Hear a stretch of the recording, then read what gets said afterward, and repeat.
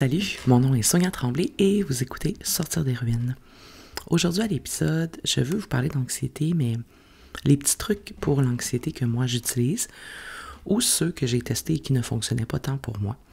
J'ai déjà un épisode où je parle de comment je gère mon stress et tout, mais là je veux vraiment axer sur plein de petits trucs. Des fois que ça peut vous aider. Ensuite, évidemment, c'est des trucs pour gérer. Ça ne remplace pas, tu sais, l'aide d'un professionnel. Ça ne remplace pas une médication, une consultation, dépendamment de vos besoins. C'est vraiment des choses au quotidien que moi j'utilise, faisant...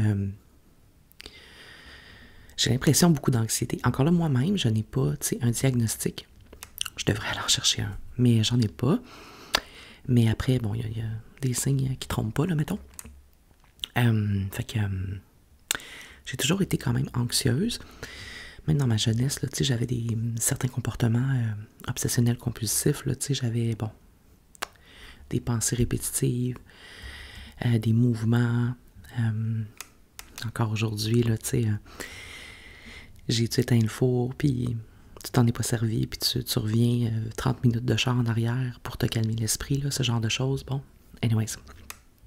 Mais en vieillissant, ça s'est beaucoup transformé en une espèce d'anxiété sans nécessairement trigger. Là. Tu sais, comme on dirait que j'accumule le stress, je l'accumule. Puis à un moment donné, mon corps est comme en surplus de stress, sans raison. puis ça sort en crise. Là, tu sais, ça peut être... Moi, c'est beaucoup de l'hypervigilance reliée à mon corps. Des symptômes physiques, tu sais, des palpitations cardiaques. Des pensées, là, l'hypervigilance sur le fait que je vais mourir, là, je suis en train de décéder, j'étouffe, whatever. Là, bon, on va pas s'éterniser là-dessus. Si vous faites de l'anxiété, vous comprenez le concept. Fait que voilà. Fait que les petits trucs que j'utilise. Après, c'est sûr, ça dépend. Est-ce que je les utilise pour gérer au quotidien ou est-ce que je les utilise vraiment quand je me sens comme un peu en crise, là, si on veut. Fait que, il y a un peu de tout là-dedans. C'est sûr qu'au quotidien, moi, je pense personnellement, encore là, c'est pour moi, là, ça ne veut pas dire que ça fonctionne pour vous. Moi, je trouve que le mouvement calme aide, tu sais, des étirements, yoga, aller marcher. Tu sais, quand je commence à sentir que j'accumule du stress, là, moi, j'aime ça aller marcher à l'extérieur. Je prends le temps, là, tu sais, de faire des longues marches. Et même, j'ai un tapis, là, comme un tapis roulant. Mais je l'utilise aussi pour marcher pendant la journée, tu sais, entre mes réunions de temps en temps, juste pour comme faire bouger mon corps. Moi, je trouve que ça a un impact positif sur mon stress, sur... je pense que ça a un impact positif de toute façon. Tu sais, la marche, c'est bien reconnu, autant sur la santé mentale que physique. Fait que ça, c'est quelque chose que je fais au quotidien avec, comme je vous dis, des étirements, de la méditation, mais pas nécessairement de la méditation compliquée. Moi, je parle là, des exercices de respiration dans un environnement calme. Assise par terre, les lumières tamisées. Je m'étire, je respire. C'est ça que je veux dire. Le soir, en me couchant aussi, j'essaie de faire des exercices de respiration. Sinon, c'est sûr, j'essaie de gérer mon stress dans le sens pas trop en ajouter dans mes trucs à faire. Ne pas obséder sur une situation, une pensée ou quoi que ce soit. Mais je trouve, personnellement, que le système capitaliste dans lequel on vit ne nous aide pas à gérer le stress. Je pense que on a souvent l'impression que tout est sur nos épaules, que c'est notre faute pour qu'on n'est pas capable de gérer ou quoi que ce soit. Mais en réalité, on est overstimulé par plein de choses dans le monde dans lequel on vit, puis il y a peut-être certaines personnes chanceuses qui peuvent vivre comme un peu à l'extérieur de ce stress-là pour plein de raisons, mais je pense que la plupart des gens, on est pris dans cette machine-là, puis que se mettre sur les épaules l'entièreté de la responsabilité de la gestion de notre stress, ça fait juste nous stresser davantage. Moi, je pense qu'il y a une grande part à la société, au gouvernement, au monde dans lequel on vit, qui ne nous revient pas, en bout de ligne. Fait que voilà. Donc, petit truc en rafale. Les mains sous l'eau froide. Moi, j'avais lu ça. Tu sais, quand vraiment t'es stressé, là, tu sens là, que tu as une espèce de petite crise qui arrive ou bon, d'avoir de la fraîcheur, là, tu sais, se mettre les mains dans l'eau froide, le visage dans la glace, dans l'eau glacée, des choses comme ça. pour comme recanaliser ton énergie puis ton cerveau. Moi, je l'ai testé à plusieurs reprises. Je trouve pour moi que ça fonctionne moyen. Ça peut aider en effet à recanaliser. Vous le testerez. Mais de mon côté, là, ça n'a pas fait de miracle. En fait, il n'y a pas aucun des trucs qui fait un grand miracle. Mais celui-là, c'est pas celui vers lequel je vais nécessairement tout le temps. Mais disons qu'à bout de ressources, là, des fois, je vais essayer ça. Fait que je mets mes mains en dessous de l'eau froide qui coule, tout simplement. Un autre truc que celui-là, je trouve quand même bien, c'est vraiment d'occuper mon cerveau. Ça peut être n'importe quoi. Il y en a un qui fonctionne bien, c'est compter à partir de 100 à reculons en sautant, tu sais, en deux, là, tu sais, mettons 100, 98, 96, 94. Tu sais, ça demande quand même une certaine concentration. Puis là, je trouve que ça permet de, comme, encore une fois, focusser ton énergie sur quelque chose. Puis ça, je trouve que ça se fait bien. Surtout le soir, quand j'ai de la difficulté à m'endormir, je vais utiliser ce truc-là parce que on dirait que tu te mets à juste penser à ça. Tu sais, moi, j'imagine les chiffres dessinés, là, tu sais, en gros, dans ma tête, pendant qu'ils descendent. Bon. Sinon, un autre truc de respiration que j'aime bien, c'est une aiguille. Tu sais, fait que encore une fois, les yeux fermés, je vais imaginer une aiguille comme un peu mais comme une voiture, mettons, tu sais, une aiguille de... C'est un odomètre? Non, pas un odomètre. En tout cas, oui. Tu sais, mettons une aiguille de vitesse, là. Bon. Fait que là, pendant que j'inspire, j'imagine l'aiguille, mettons, qui monte jusqu'au milieu, puis là... Pendant que j'expire, j'imagine l'aiguille qui redescend jusqu'au bout. Et là, je recommence, tu sais.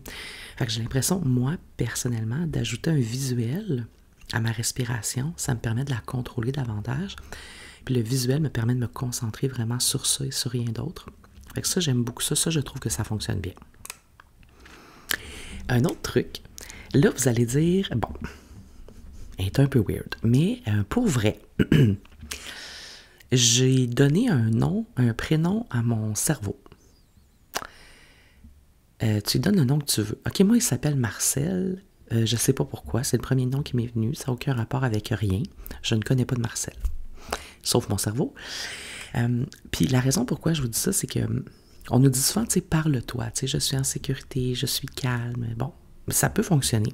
Moi, perso, quand je suis en état de grande anxiété, ça marche pas me parler comme à moi. C'est comme si je me croyais pas. Tu sais, mon cerveau, il sait que c'est pas vrai. Là. Lui, il est en train de m'envoyer tous les signes que je vais mourir, puis moi, je suis là, je suis calme, ça marche pas. Mais en nommant ton cerveau, puis en t'adressant donc à une tierce personne, entre guillemets, moi, je trouve que ça fonctionne beaucoup mieux. Tu sais, fait que mettons, je dis, OK, là, Marcel, t'es en train de m'envoyer des faux signaux, là. Là, il faut que t'arrêtes, Marcel. Whatever. Je sais, hein, ça a l'air ridicule. Je vous raconte ça, là, puis je trouve ça cringe. Mais pour vrai, moi, je trouve vraiment que ça fait la différence de m'adresser à mon cerveau comme un être à part entière, second, et de lui ordonner d'arrêter de faire ce qu'il est en train de faire là. C'est comme si ça me détachait de la situation, puis ça me permettait de reprendre le contrôle. Je ne sais pas comment vous recevez ce conseil-là, mais moi, en tout cas, c'est un de ceux qui fonctionne le mieux. Puis souvent, même, je vais y parler dans la journée quand je commence à sentir stressée. Là, je vais dire, là, Marcel, là, calme-toi. Là, Marcel, calme le corps. Là, Marcel, arrête d'envoyer des signaux. Là, là, là. Puis quand ça va bien, je vais dire, bravo, Marcel, tu fais bien ça, tu fais une bonne job. Tu sais. J'ai presque honte de vous compter ça, mais moi, ça fonctionne bien. Fait que c'est un des trucs que j'aime le plus, puis je peux le faire dans ma tête au quotidien. Puis comme je vous dis, même quand je suis pas en grosse crise, ben je le félicite pour son travail. Tu sais, je le remercie, puis Marcel est bien content. Fait que ça fonctionne quand même, pour vrai, relativement bien. Fait que ça, c'est un des trucs que j'utilise le plus. Il y a aussi l'écriture. Encore une fois, tous les trucs, là, ça vient finalement à canaliser ton énergie sur autre chose que les signaux que ton cerveau envoie. Dans l'écriture, moi, je trouve que ça peut aider des fois d'être dans le pire scénario. Puis là, vous allez me dire, ben, c'est un peu contre-intuitif.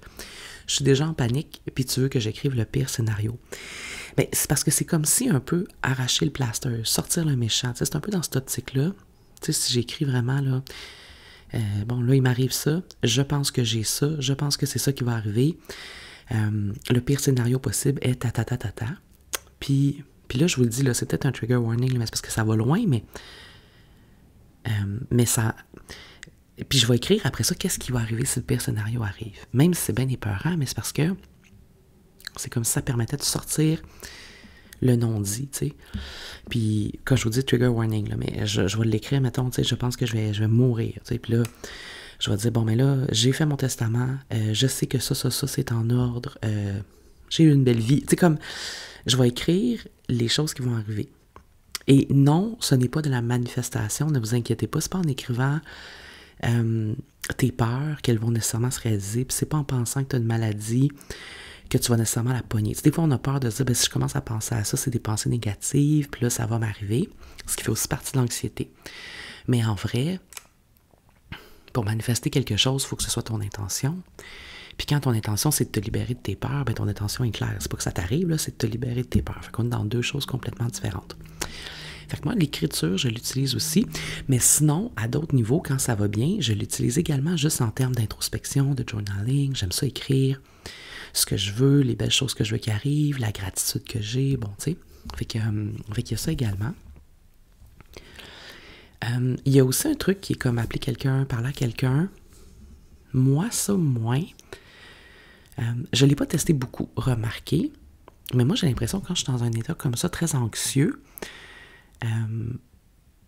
je sais pas si c'est parce que je suis pas habituée, mettons, de demander de l'aide, mais on dirait que je serais pas capable de me concentrer sur une conversation. C'est peut-être ça le but, justement, c'est de te déconcentrer, tu sais. Fait que ça, je peux pas vous dire si ça fonctionne vraiment, je ne l'ai pas testé. Mais c'est possible que ça fonctionne super bien aussi, là, qui sait. Habituellement, je vais essayer aussi d'avoir du bruit là, dans la maison, là, tu sais, comme une petite émission qui joue un peu de musique, des choses calmes, mais quand même pour essayer de faire passer mon cerveau à autre chose. Si je suis capable d'être debout, marcher, parce que des fois l'anxiété est tellement forte, tu as l'impression que les jambes vont te lâcher, là.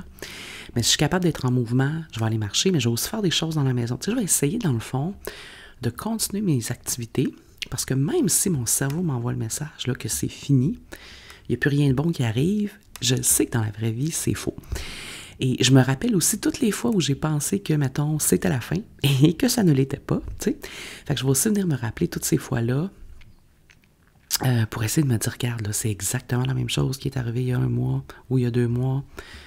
Finalement, il n'y avait rien. Bon, tu sais. Fait que j'essaie de me rappeler ça en faisant des activités. Sinon, je trouve aussi, moi, j'aime bien le massage des mains.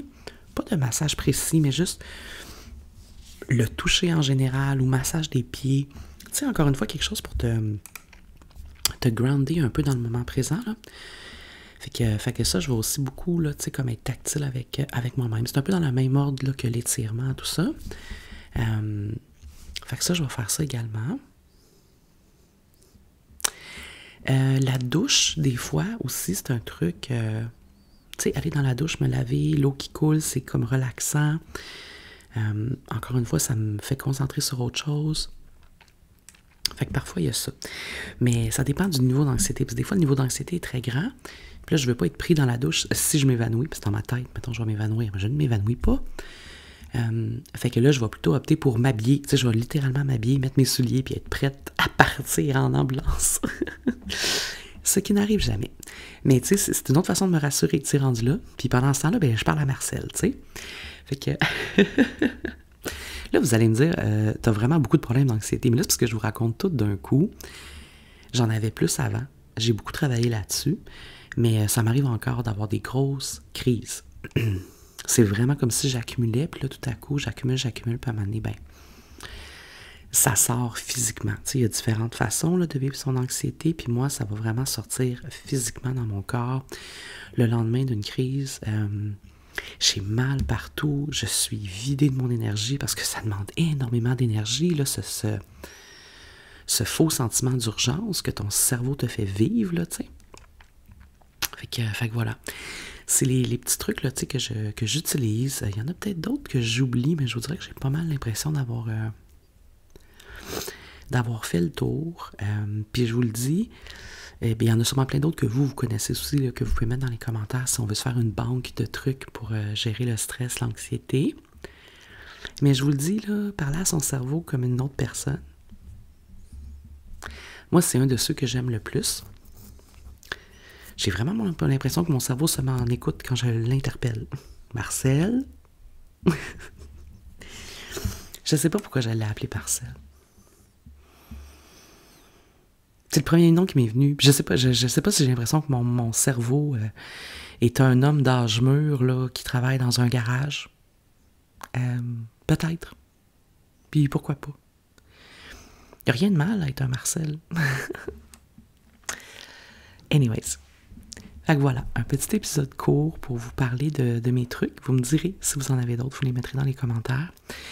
Puis sinon, ben, comme d'habitude, hein, je vous remercie d'être à l'écoute, d'être là avec moi pour ce grand processus qui est sortir des ruines, hein, qui est pour vous une vidéo par semaine, mais pour moi, une introspection sur tout le travail que j'ai fait dans les dernières années, toutes les réflexions que j'ai faites, que je veux vous transmettre, pas parce que je suis meilleure qu'un autre, mais juste pour partager mon expérience.